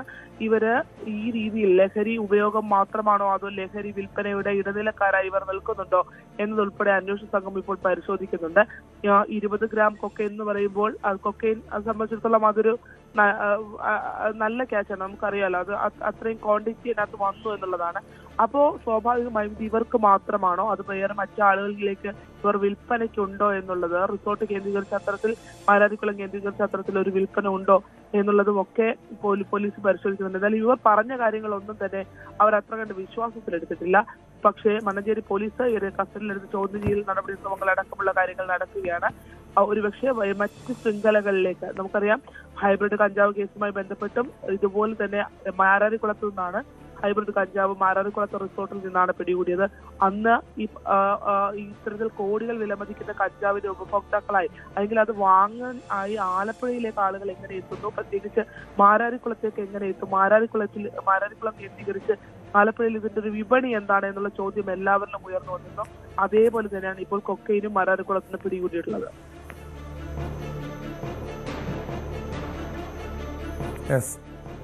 ശരണ്യ സ്നേഹജനാണ് ആലപ്പുഴയിൽ നിന്നും വിവരങ്ങൾ നൽകിയത്. ആലപ്പുഴ മാരാരിക്കുളത്താണ് സർക്കാർ ഉദ്യോഗസ്ഥരും ബിടെക് ബിരുദധാരിയും ഉൾപ്പെടെ 3 പേരെ ലഹരിയുമായി ഇന്നലെ പോലീസ് പിടികൂടിയത്. എറണാകുളം പച്ചാളത്ത് റെയിൽവേ ട്രാക്കിൽ ആട്ടുകല്ല്, ട്രെയിൻ അട്ടിമറി ശ്രമമെന്നാണ് സംശയിക്കുന്നത്. തലനാടിഴയ്ക്കാണ് വൻ അപകടമൊഴിവായത്. പുലർച്ചെ മൈസൂരു തിരുവനന്തപുരം കൊച്ചുവേളി എക്സ്പ്രസ് കടന്നുപോയതിനു ശേഷമാണ് ആട്ടുകല്ല് കണ്ടെത്തിയത്. സംഭവത്തിൽ പോലീസ് കേസെടുത്ത് അന്വേഷണം തുടങ്ങിയിട്ടുണ്ട്. വിവരങ്ങളുമായി കൊച്ചിയിൽ നിന്ന് ആജ്ഞ രവീന്ദ്രൻ ചേരുന്നു. ആജ്ഞ, ഇതാരാണ് ഈ ആട്ടുകല്ല് അവിടെ കൊണ്ടുവന്ന് വെച്ചതെന്ന കാര്യത്തിൽ എന്തെങ്കിലും സൂചനയുണ്ടോ? അട്ടിമറി ശ്രമമെന്ന് പോലീസ് സംശയിക്കുന്നുണ്ട്. എത്രത്തോളം ഗൗരവത്തോടെയാണ് ഈ സംഭവത്തെ പോലീസ് കാണുന്നത്?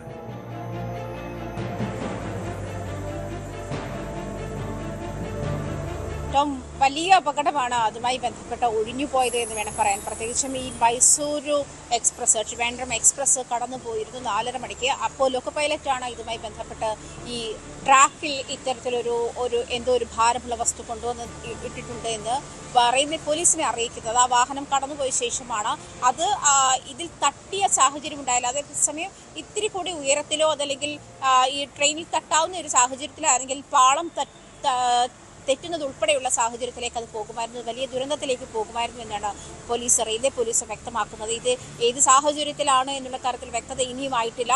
CCTV ദൃശ്യങ്ങളടക്കം പരിശോധിച്ച ശേഷമേ പോലീസിന് ഇതിലെന്തെങ്കിലും ഒരു അനുമാനത്തിലെത്താൻ കഴിയുകയുള്ളൂ എന്നാണ് RPF അറിയിക്കുന്നത്. അങ്ങനെയാണ്. എന്തായാലും സമീപത്തായി ഒരു പട്ടിക്കുട്ടിയുടെ മൃതദേഹം ട്രെയിൻ കയറി അരഞ്ഞു കിടക്കുന്ന ഒരു സാഹചര്യമുണ്ട്. ഈ പട്ടിക്കുട്ടിയെ കൊലപ്പെടുത്താൻ വേണ്ടി, അതിനെ കൊല്ലാൻ വേണ്ടി അതിൻ്റെ തലയിലേക്ക് എടുത്തിടാനോ അല്ലെങ്കിൽ അതിൻ്റെ ശരീരത്തിലേക്ക് എടുത്തിടാനോ വേണ്ടി ആട്ടുകല്ല് ഉപയോഗിച്ചതാണോ എന്നറിയില്ല. എന്നിരുന്നാലും ട്രെയിൻ കടന്നു പോകുന്നതിന്, അതായത് 2 ട്രാക്കുകൾക്കും മധ്യേ തന്നെയാണ് ഈ ആട്ടുകല്ല് ഉണ്ടായിരുന്നത്. എങ്ങനെയാണ് അത് പിന്നീട് ഇവരുടെ ഇൻഫർമേഷൻ അനുസരിച്ചിട്ട്, ആളുകൾ അറിയിച്ചതനുസരിച്ചിട്ടാണ് പോലീസ് അത് നീക്കം ചെയ്യുന്നതും പിന്നീടുള്ള ട്രെയിനുകൾ അതിനുശേഷം സേഫായി കടന്നു പോകുന്ന സാഹചര്യം ഉണ്ടായിരുന്നു. എന്നിരുന്നാലും ഈ 4:30 മണിക്ക് ഈ മൈസൂരു തിരുവനന്തപുരം കൊച്ചുവേളി എക്സ്പ്രസ് കടന്നു പോകുമ്പോഴാണ് ഇത് പ്രധാനമായും അതിൻ്റെ ലോക്കോ പൈലറ്റാണ് ഇത് ഐഡന്റിഫൈ ചെയ്യുന്ന സാഹചര്യം ഉണ്ടായിരുന്നത്.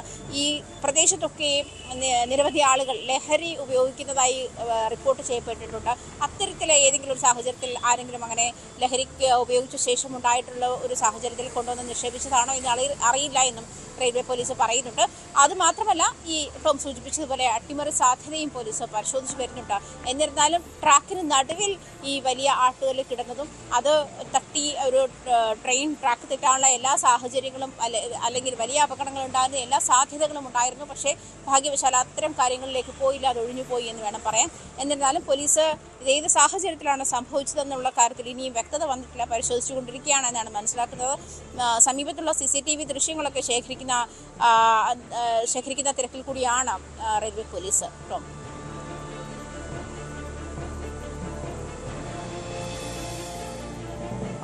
ആജ്ഞ, ഇതോടൊപ്പം നമുക്കറിയാം ഈ സമീപകാലത്ത് സമാനമായ രീതിയിൽ റെയിൽവേ ട്രാക്കുകളിൽ ഇരുമ്പ് പൈപ്പുകൾ കൊണ്ടുവന്ന് വെക്കുക, അങ്ങനെ പലയിടങ്ങളിൽ, അതായത് കാസർഗോഡും ഒറ്റപ്പാലത്തും ഒക്കെ ഈ സമീപ ദിവസങ്ങളിൽ ഇത്തരം പല കാഴ്ചകളും കണ്ടതാണ്. അതൊക്കെ പക്ഷേ ഈ പ്രതികളെ കണ്ടെത്താൻ പോലും കഴിഞ്ഞില്ല. അത്ര ഗൗരവത്തോടു കൂടി പോലീസ് അതിനെ കണ്ടില്ല. പക്ഷേ ഈ വിഷയം അത്ര നിസ്സാരമായി കാണേണ്ടതല്ലല്ലോ. ഈ റെയിൽവേ പോലീസിനൊപ്പം കേന്ദ്ര ഏജൻസികളും സംഭവത്തെക്കുറിച്ച് അന്വേഷിക്കുന്നുണ്ട്, പരിശോധിക്കുന്നുണ്ടെന്നാണ് മനസ്സിലാക്കുന്നത്.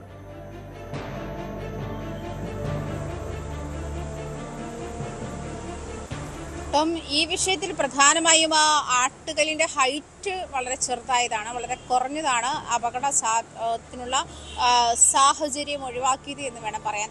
പക്ഷെ കുറച്ചുകൂടി ഉയരമുള്ളതോ അല്ലെങ്കിൽ മറ്റേതെങ്കിലും വസ്തുവായിരുന്നെങ്കിൽ ട്രെയിന് ഈ പറഞ്ഞതുപോലെ അപകടത്തിൽപ്പെടാനുള്ളതും വലിയ ദുരന്തം ഉണ്ടാവാനുള്ള എല്ലാ സാധ്യതയും ഉണ്ടായിരുന്നു. അതുകൊണ്ട് തന്നെയാണ് പോലീസ് ഈ വിഷയത്തിൽ അട്ടിമറി ഉണ്ടോ എന്നുള്ള കാര്യം പരിശോധിച്ചു വരുന്നത്. അതേസമയം നേരത്തെ പറഞ്ഞതുപോലെ ഈ ട്രാക്കിൽ ഈ ആട്ടുകല്ല് കിടക്കുന്ന അടുത്ത് തന്നെ, തൊട്ടടുത്തായിട്ട് തന്നെ ഒരു പട്ടിക്കുട്ടിയുടെ ശവം ചിതറിക്കിടപ്പുണ്ട്. അത് ട്രെയിൻ തട്ടി ചിതറിയതാണോ അതല്ലെങ്കിൽ ഈ ആട്ടുകല്ല് ഉപയോഗിച്ച് ആരെങ്കിലും അതിനെ കൊന്നതാണോ എന്നുള്ള കാര്യത്തിൽ വ്യക്തതയില്ല. അതിനുവേണ്ടിയാണോ ഇനി ആട്ടുകല്ല് ട്രാക്കിലേക്ക് എടുത്ത് ഈ പട്ടിയെ ഉപദ്രവിക്കാൻ വേണ്ടി എടുത്ത് ട്രാക്കിലേക്ക് എടുത്ത് എറിഞ്ഞതാണോ എന്നുള്ള കാര്യത്തിൽ വ്യക്തതയായിട്ടില്ല. എന്തായാലും ഈ ടോം പറഞ്ഞതുപോലെ കഴിഞ്ഞ കുറച്ച് ദിവസങ്ങളായി, കുറച്ച് നാളുകളായി ഇത്തരത്തിൽ റെയിൽവേ ട്രാക്കുകളിൽ ഇരുമ്പ് ദണ്ടും ഇത്തരം സാധനങ്ങളൊക്കെ കൊണ്ടുവച്ച് അട്ടിമറി ശ്രമങ്ങൾ നടത്താറ്, ട്രെയിൻ പാളം തെറ്റിക്കാനുള്ള ശ്രമങ്ങളൊക്കെ നടത്തുന്ന സാഹചര്യം കൂടി കണക്കിലെടുക്കുമ്പോൾ ഈ പറയുന്ന ഒരു സാധ്യതയില്ലേ, അപ്പോൾ അട്ടിമറി സാധ്യതയില്ലേ എന്നുള്ള കാര്യവും പോലീസ് പരിശോധിച്ച് വരുന്നുണ്ട്. കേന്ദ്ര ഏജൻസികൾ ഈ വിഷയം പരിശോധിച്ച് വരുന്നുണ്ട്. ലോക്കൽ പോലീസും ഈ വിഷയത്തിൽ ഇൻവോൾവ് ആയിട്ട് അന്വേഷണം പുരോഗമിക്കുന്നുണ്ട്. എന്തായാലും നമ്മളോട് ഈ വിഷയത്തിൽ ഏത് സാഹചര്യമാണ് എന്നുള്ള കാര്യം വിലയിരുത്താൻ കഴിഞ്ഞിട്ടില്ല എന്ന് റെയിൽവേ പോലീസ് അസിസ്റ്റന്റ് കമ്മീഷണറാണ് ഇക്കാര്യം വ്യക്തമാക്കിയത്. എന്തായാലും CCTV ദൃശ്യങ്ങളടക്കം പരിശോധിച്ച ശേഷമായിരിക്കും ഇതുമായി, അത് പ്രത്യേകിച്ച് 4:30 മണിക്കാണ് ഈ സംഭവം ഉണ്ടാകുന്നത്. ഈ മൈസൂരു ആട്ടുകളിന് വലിപ്പമില്ലാത്തതിനാലാണ് വലിയൊരു ദുരന്തം ഒഴിവായത്. ട്രെയിൻ അതിന് മുകളിലൂടെ കടന്നുപോയെന്ന് പറയുന്നു. പക്ഷേ ഈ നാട്ടുകാർ ഈ പോലീസ് നൽകിയ മൊഴിപ്രകാരം രാത്രിയിൽ ആരോ ജീപ്പിൽ അവിടെ വന്നെന്നും റോഡിലൂടെ എന്തോ വലിച്ചുകൊണ്ടുപോയ ശബ്ദം കേട്ടെന്നൊക്കെ നാട്ടുകാർ പറയുന്നുണ്ട്. ഒരു നായയുടെ ജഡം ചിന്നിച്ചിതറിയ നിലയിൽ കണ്ടെത്തിയതായും പറയുന്നു. അങ്ങനെയെങ്കിൽ ഈ CCTVകളടക്കം, സമീപത്തെ CCTVകളടക്കം പരിശോധിച്ചായിരിക്കുമല്ലോ അന്വേഷണം. എന്തെങ്കിലും സൂചനകൾ, അതായത് ഏത് സമയത്താണ് ആ വാഹനം വഴി എത്തിയത്, ഏത് സമയത്തായിരിക്കാം ഈ ആട്ടുകൾ അവിടെ കൊണ്ടുവന്നിട്ടത്, അത്തരത്തിൽ എന്തെങ്കിലും സൂചനകളുണ്ടോ?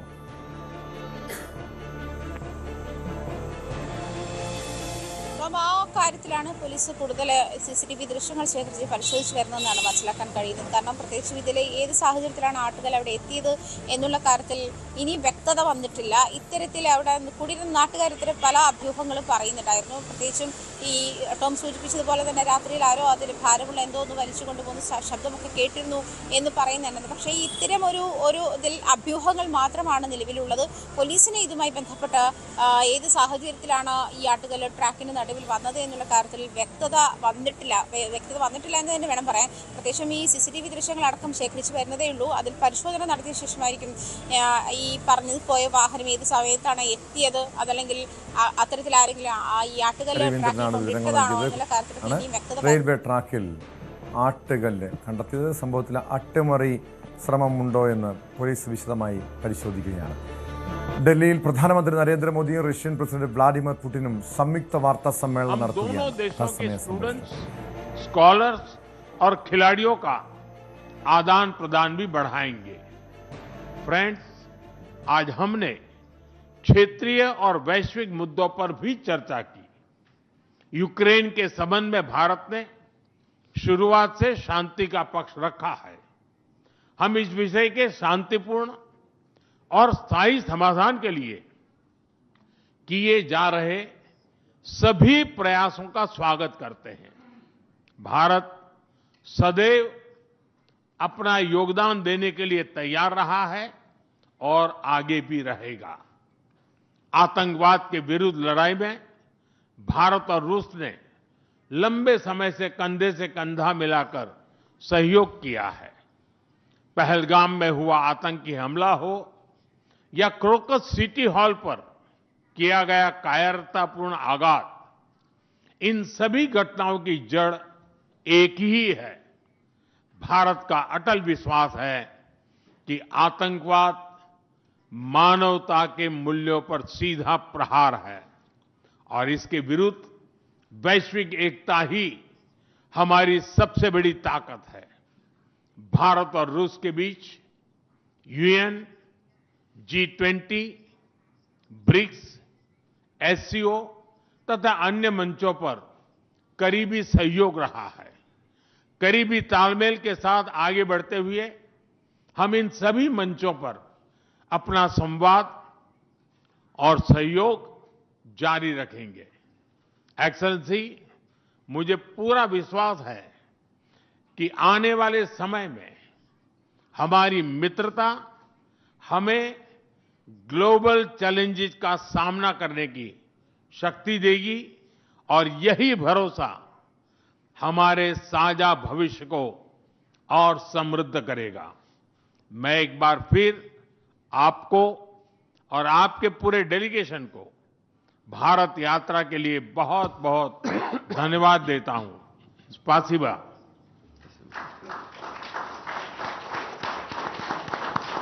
Thank you, sir.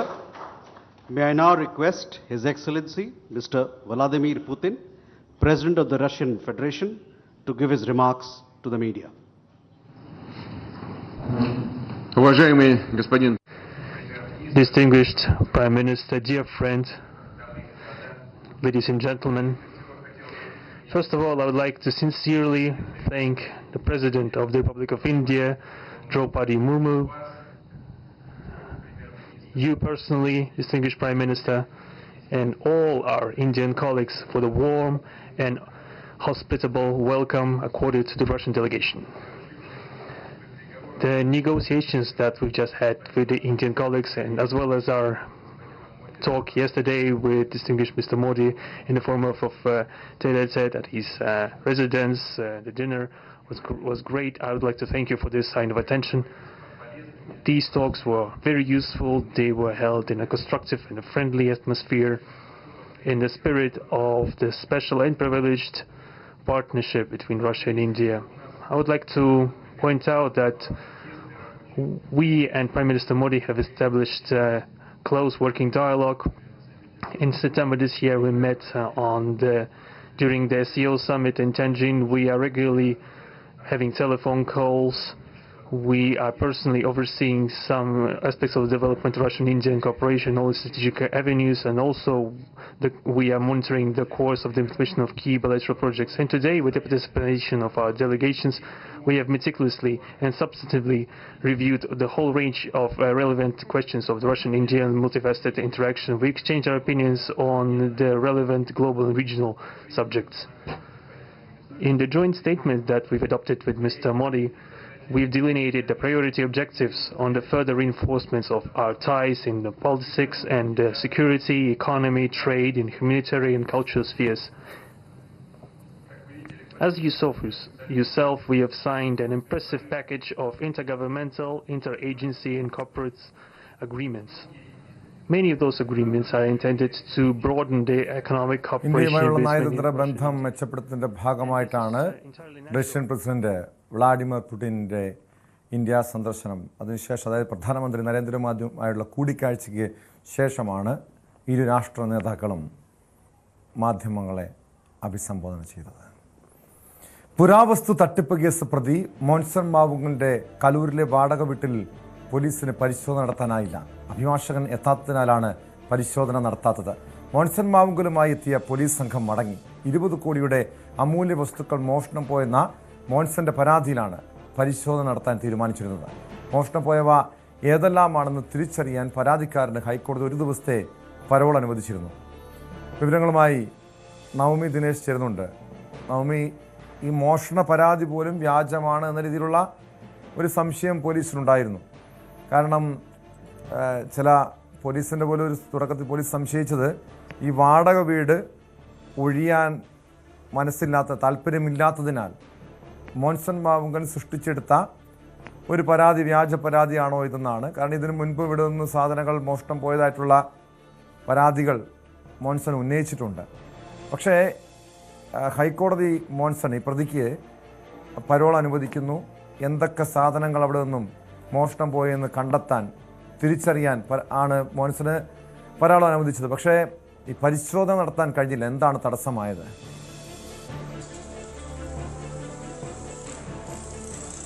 ഈ പോലീസ് തന്നെ പറയുന്നത് ആ വീട്ടിലുള്ള വസ്തുക്കളെല്ലാം തട്ടിപ്പ് സാധനങ്ങളാണ്. പുരാവസ്തുക്കൾ എന്ന പേരിൽ മോൻസൺ മാവുങ്കൽ നടത്തിയ വലിയൊരു തട്ടിപ്പാണ്. ആ തട്ടിപ്പിന്റെ സാധനങ്ങളാണ് ആ വീട്ടിലുള്ളത്. അതിനൊക്കെ എങ്ങനെയാണ് ഇത്രയും കോടി വില മതിക്കുക എന്നൊരു ചോദ്യമാണ് പോലീസിന്റെ ഭാഗത്തു നിന്നും തന്നെ ഉന്നയിക്കുന്നത്. അതുകൊണ്ട് തന്നെയാണ് സെൻട്രൽ പോലീസ് ആദ്യം കേസെടുത്ത് ഇതിലൊരു അന്വേഷണം നടത്താത്തത്. പോലീസിന്റെ പ്രാഥമിക പരിശോധനയിൽ ആ വീട്ടിലൊരു മോഷണം നടന്നതായും കണ്ടെത്താൻ സാധിച്ചിട്ടില്ല. ഇവിടുത്തെ CCTV ഒക്കെ നശിപ്പിച്ചിട്ടിരിക്കുകയാണ്. പക്ഷേ ഈ വീട് ഉടമസ്ഥന് തന്നെ തിരികെ നൽകണമെന്ന ഉത്തരവ്, അതായത് മോൻസൺ മാവുങ്കൽ വാടകയ്ക്കാണ് ആ വീട് എടുത്ത് അവിടെയായിരുന്നു ഈ പുരാവസ്തു തട്ടിപ്പ് നടത്തിയിരുന്നത്. ആ വീട് തന്നെ ഉടമസ്ഥന് തിരികെ നൽകണം എന്നൊരു ഉത്തരവ് കൂടിയുണ്ട്. ഉടമസ്ഥൻ അവിടെ വരികയും അയാളുടെ സാധനങ്ങൾ കൊണ്ടുപോവുകയും അല്ലെങ്കിൽ ഈ സാധനങ്ങൾ ഒഴിയണമെന്ന് ആവശ്യപ്പെടുകയും ഒക്കെ ചെയ്തിരുന്നു. പക്ഷേ മോൻസൺ മാവുങ്കൽ പറയുന്നത് അവിടെ ഉണ്ടായിരുന്ന സാധനങ്ങളിൽ അമൂല്യമായിട്ടുള്ള വിലമതിപ്പുള്ള കാര്യങ്ങളുണ്ട്. അതിൽ 20 കോടിയുടെ സാധനങ്ങളാണ് നഷ്ടപ്പെട്ടിരിക്കുന്നതെന്നാണ് മോൻസൺ മാവുങ്കലിന്റെ വാദം. എന്തായാലും ഹൈക്കോടതിയിലടക്കം വീണ്ടും പരാതിയുമായി എത്തിയ സാഹചര്യത്തിലാണ് ഹൈക്കോടതി ഇത് അന്വേഷിക്കാൻ ഉത്തരവിടുകയും ഇതിന്റെ അടിസ്ഥാനത്തിൽ മോൻസൺ മാവുങ്കലിന് ഇന്ന് ഒരു ദിവസത്തെ പരോൾ അനുവദിക്കുകയും ചെയ്തത്. എന്തായാലും മോൻസൺ മാവുങ്കൽ പോലീസ് സംഘവുമായി അവിടെ എത്തിയിരുന്നു. പക്ഷേ ഹൈക്കോടതിയിൽ നിന്നുള്ള അഭിഭാഷകൻ എത്താൻ വൈകിയതിനാൽ ഇന്നിപ്പോൾ പരിശോധന നടത്താൻ കഴിഞ്ഞില്ല. വൈകിട്ട് 5 മണിക്ക് തന്നെ വിയൂർ സെൻട്രൽ ജയിലിലേക്ക് മോൻസൺ മാവുങ്കലിനെ തിരിച്ചെത്തിക്കേണ്ടതുള്ളതിനാൽ 2:45 ട്രെയിനിൽ തന്നെ പോലീസ് സംഘം മോൻസൺ മാവുങ്കലുമായി മടങ്ങുകയായിരുന്നു. ഒരു ദിവസത്തെ പരോൾ മാത്രമായിരുന്നു മോൻസൺ ഉണ്ടായിരുന്നത്.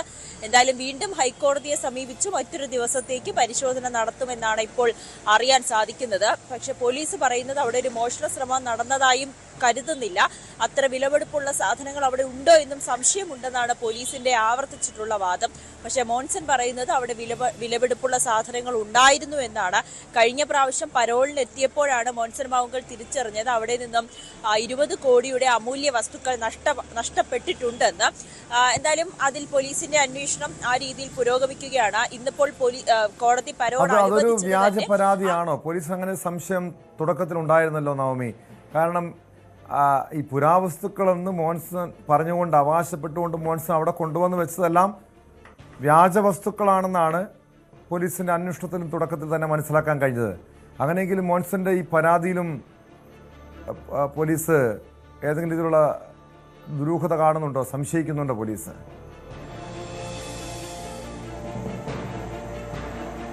പോലീസിന് എന്തായാലും ആദ്യം അറിയേണ്ടത് അവിടെ നിന്ന് എന്തൊക്കെ വസ്തുക്കൾ നഷ്ടപ്പെട്ടു എന്നാണ്.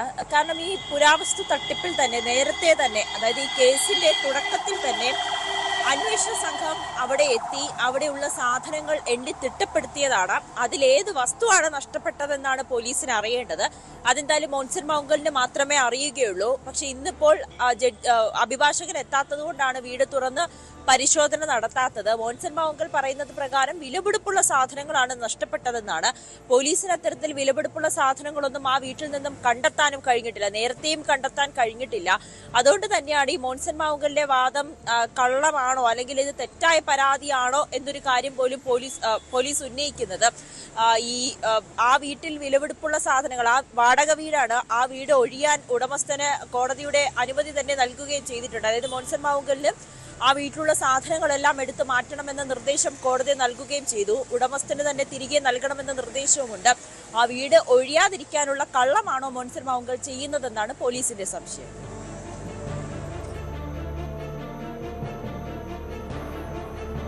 വ്യക്തമാണ്. നവമി ദിനേശാണ് കൊച്ചിയിൽ നിന്ന് വിവരങ്ങൾ നൽകിയത്. ഇടുക്കിയിൽ 8ാം ക്ലാസ് വിദ്യാർത്ഥിയെ തൂങ്ങി മരിച്ച നിലയിൽ കണ്ടെത്തി. ശാന്തൻപാറ സ്വദേശി പുകളന്തിയാണ് മരിച്ചത്. ചിന്നക്കനാൽ ഫാത്തിമ സ്കൂളിലെ 8ാം ക്ലാസ് വിദ്യാർത്ഥിയാണ്. ശാന്തൻപാറ പോലീസ് മേൽ നടപടികൾ സ്വീകരിച്ചു. മരണകാരണം സംബന്ധിച്ച് പോലീസ് അന്വേഷണം തുടങ്ങിയിട്ടുണ്ട്. വിവരങ്ങളുമായി ഇടുക്കിയിൽ നിന്ന് പ്രിൻസ് ജെയിംസ് ചേരുന്നു. പ്രിൻസ്, 8ാം ക്ലാസ് വിദ്യാർത്ഥിയാണ് ജീവനൊടുക്കിയിരിക്കുന്നത്. എന്താണ് കാരണം? അതിദാരുണമായ ഒരു സംഭവമാണ് ഇടുക്കിയിലെ തോട്ടംമേഖലയിൽ ഇന്നുണ്ടായിരിക്കുന്നത്. 8ാം ക്ലാസ് വിദ്യാർത്ഥി വീട്ടിനുള്ളിൽ തൂങ്ങി മരിച്ചതായി കണ്ടെത്തിയിരിക്കുന്നു. ശാന്തൻപാറ ടാങ്കുമേട് സ്വദേശികളായ നാഗരാജ് ചിത്ര ദമ്പതികളുടെ മൂത്ത മകനായ പുകളേന്തിയാണ് മരിച്ചത്. ഈ കുട്ടി ചിന്നക്കരാൽ ഫാത്തിമാത സ്കൂളിലെ 8ാം ക്ലാസ് വിദ്യാർത്ഥിയായിരുന്നു. ഇന്ന് കുട്ടി സ്കൂളിൽ പോയിരുന്നില്ല. വീട്ടിലുള്ളവർ ജോലിക്കായി പണിക്കായി പോയ സമയം നോക്കി കുട്ടി ഈ സമീപത്തുള്ള കുട്ടിയുടെ മുത്തശ്ശിയുടെ വീട്ടിലേക്ക് എത്തുകയായിരുന്നു. അതായത് അമ്മയുടെ വീട്ടിലേക്ക് എത്തുകയായിരുന്നു. തുടർന്ന് വീട്ടിൽ മറ്റാരും ഉണ്ടായിരുന്നില്ല. പിന്നീടാണ് കുട്ടി ഈ വീട്ടിനുള്ളിൽ മുത്തശ്ശിയുടെ വീടിനുള്ളിൽ തൂങ്ങി മരിച്ചത്.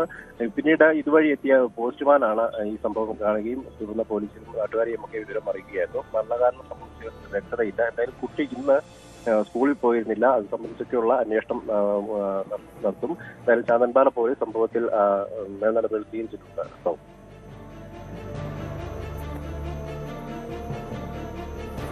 വ്യക്തമാണ്. പ്രിൻസ് ജെയിംസ് ആണ് വിവരങ്ങൾ നൽകിയത്. എന്തായാലും ഇത്തരത്തിലുള്ള സംഭവങ്ങൾ ഈ സ്കൂൾ വിദ്യാർത്ഥികൾ പോലും ജീവനെടുക്കുന്നൊരു സംഭവത്തിലേക്ക് ഇപ്പോൾ കാര്യങ്ങൾ മാറുന്നുണ്ട്. കാരണം ഒരുപക്ഷെ അവരെ കേൾക്കാൻ ആരുമില്ലാത്തത് ആയിരിക്കാം പ്രശ്നങ്ങൾക്ക് കാരണം. നിസ്സാര പ്രശ്നത്തിൻ്റെ പേരിൽ പോലും കുഞ്ഞുങ്ങൾ എന്തുകൊണ്ടാണ് ജീവനെടുക്കുന്നത്? വേണ്ട രീതിയിലുള്ളൊരു കൗൺസിലിംഗ് ഇവർക്ക് ആവശ്യമാണ്. കാരണം പണ്ടൊക്കെ മാതാപിതാക്കളും അധ്യാപകരുമൊക്കെ വഴക്ക് പറഞ്ഞതിന് ശിക്ഷിച്ചിരുന്നൊരു കാലമുണ്ട്. പക്ഷെ ഇന്ന് അതുപോലുള്ളൊരു മാനസിക ആഘാതങ്ങൾ കുട്ടികൾക്ക് മേലില്ല, മാനസിക സമ്മർദ്ദങ്ങളില്ല, പഠിക്കാനുള്ള സമ്മർദ്ദമില്ല. പക്ഷെ എന്തുകൊണ്ടാണ് കുഞ്ഞുങ്ങൾ ഈ രീതിയിലൊരു നിരാശയിലേക്ക് പോകുന്നത്, അവർ ആത്മഹത്യ, ജീവിതം അവസാനിപ്പിക്കാൻ തീരുമാനിക്കുന്നത് തുടങ്ങിയ കാര്യം ഏറെ ഗൗരവത്തോടെ തന്നെ ചിന്തിക്കേണ്ട, പരിശോധിക്കേണ്ട വിഷയമാണ്.